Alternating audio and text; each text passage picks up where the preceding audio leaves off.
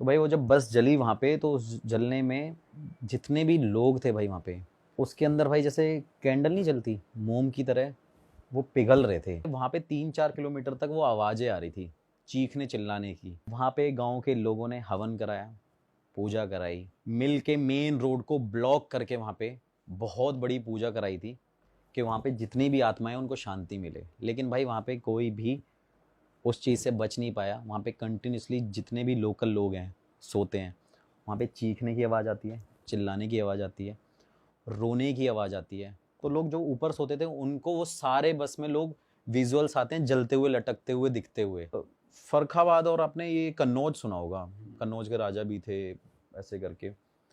भाई ये story I think 3-4 साल पुरानी है।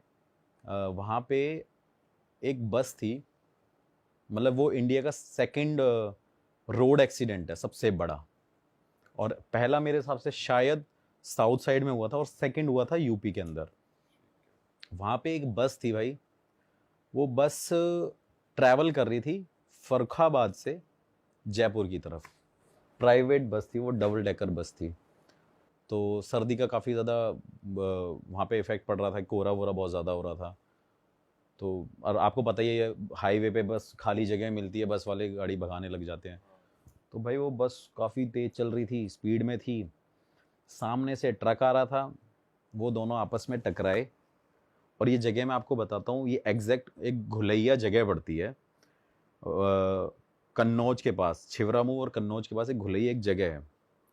और वहाँ पे काफ़ी ज़्यादा फेमस है वो जगह भी, क्योंकि वहाँ पे एक राजा भी है, वो उसकी वजह से फेमस है, वो भी मैं आपको बताऊँगा आपको आगे। तो वहाँ पे जब वो बस आपस में टकराई भाई, तो बस में आई थिंक 84-85 लोग थे। डबल डेकर बस थी, उसमें फैमिलीज थी, न्यूली मैरिड कपल थे, बच्चे थे, बूढ़े थे, हर तरीके के लोग थे। और वो जब उस बस से टकराई तो भाई उस बस में ना आग लग गई।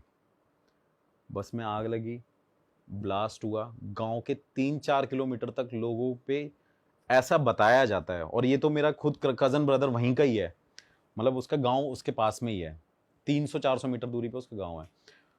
तो ऐसा बताया जाता है कि वहाँ पे 3-4 किलोमीटर तक वो आवाज़ें आ रही थी, चीखने चिल्लाने की, इतना शोर था, और ब्लास्ट की आवाज़ें आ रही थी।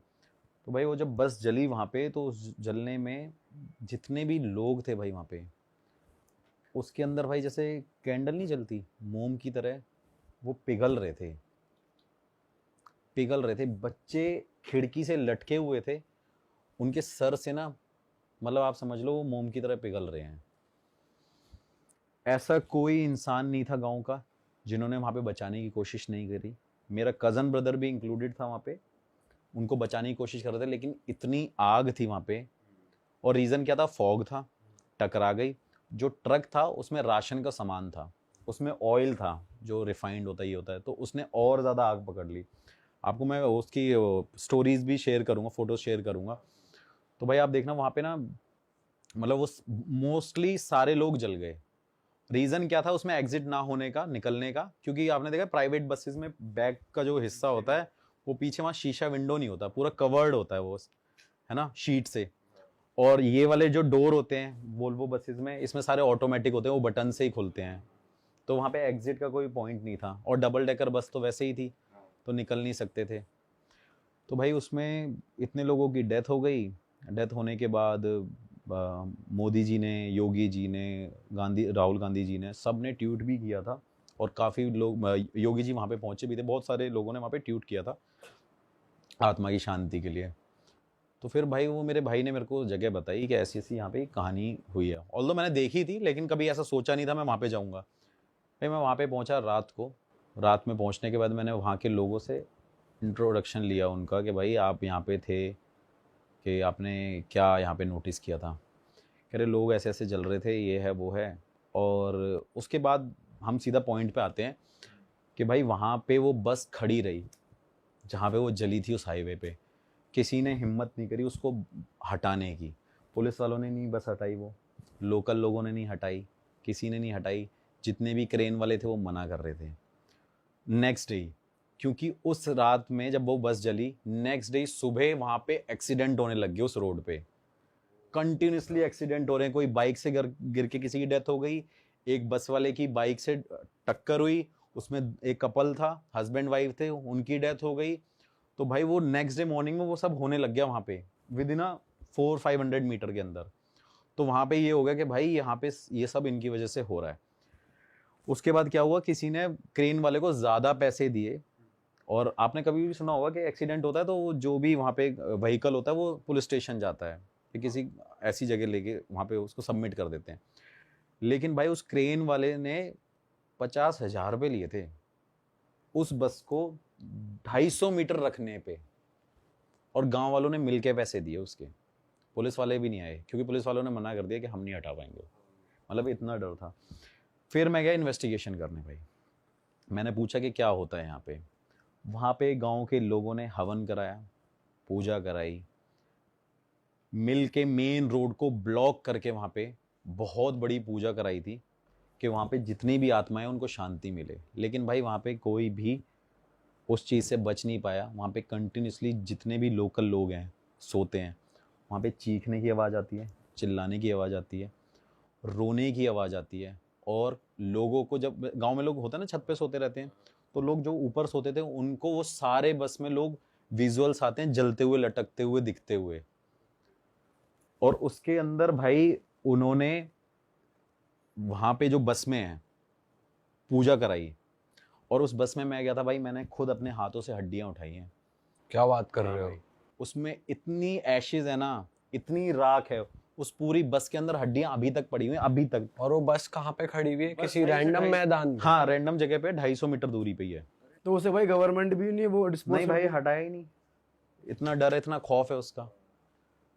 और ये लोगों को, मतलब वहां के लोगों को तो बहुत ज्यादा पता है, बाहर के कुछ लोगों को नहीं पता थी। लेकिन वो लोग स्पेशली उस बस को देखने आते हैं।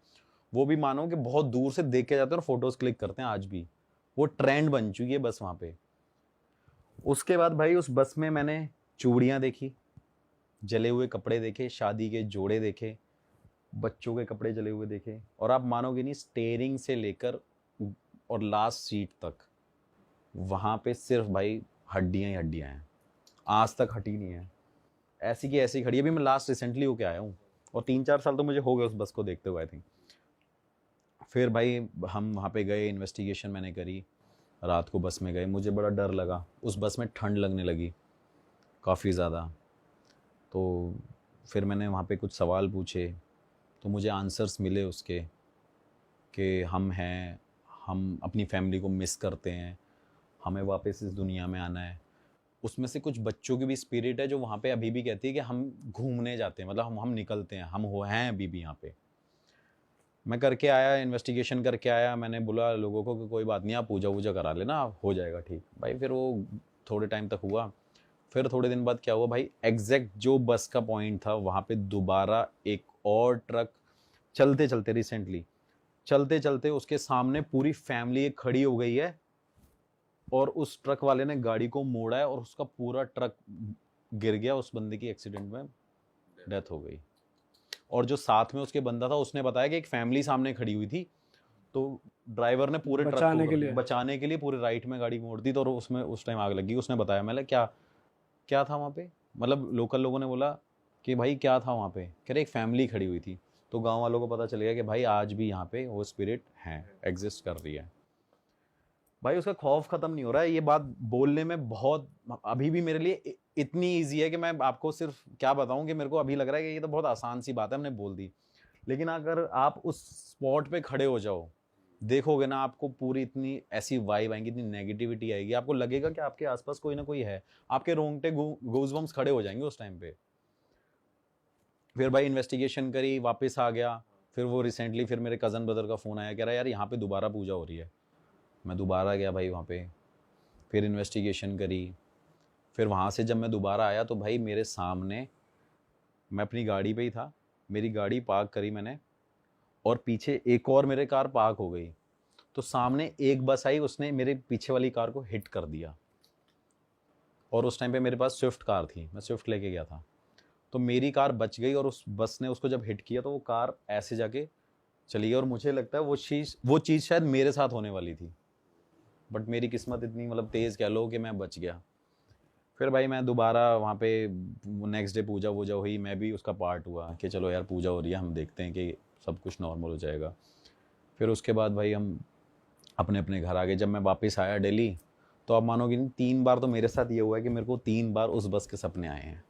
अच्छा। हाँ, कि वो बस में कोई आवाज़ मार रहा है, वो बस जलती हुई मुझे नज़र आ रही है, और उस बस को लोग जो उस टाइम पे बचा रहे हैं, वो वाले विजुअल मेरे सामने आ रहे हैं। मतलब कई टाइम बाद आया है, ऐसा नहीं है कि मैं आज उन्हें आया नेक्स्ट डे मेरे साथ ये होने लग गया, हफ्ते भर बाद ये चीज़ Randomly होने आ लग गया। गया, हाँ, रैंडम randomly। होने लग गया। भाई मैं दोबारा गया इन्वेस्टिगेशन करने, कि कोई साथ तो नहीं आ क्या गया। कोई साथ तो नहीं आ गया ये वो। फिर मैं वहीं से बाबा जी से मिलते आया, मेरे से कह रहे क्या करता रहता है, तो उन्होंने हाथ रखा, मैं निकल गया, मैंने इन्वेस्टिगेशन करी, फिर मैं वहाँ पे बोल के आया। फिर जो मैंने इन्वेस्टिगेशन में पूछा कि क्या मैं यहाँ पे पूजा करा सकता हूँ, तो मुझे वहाँ पे रिस्पॉन्ड मिला, क्योंकि वहाँ पे एक्चुअली उनको अभी तक शांति नहीं मिली भाई।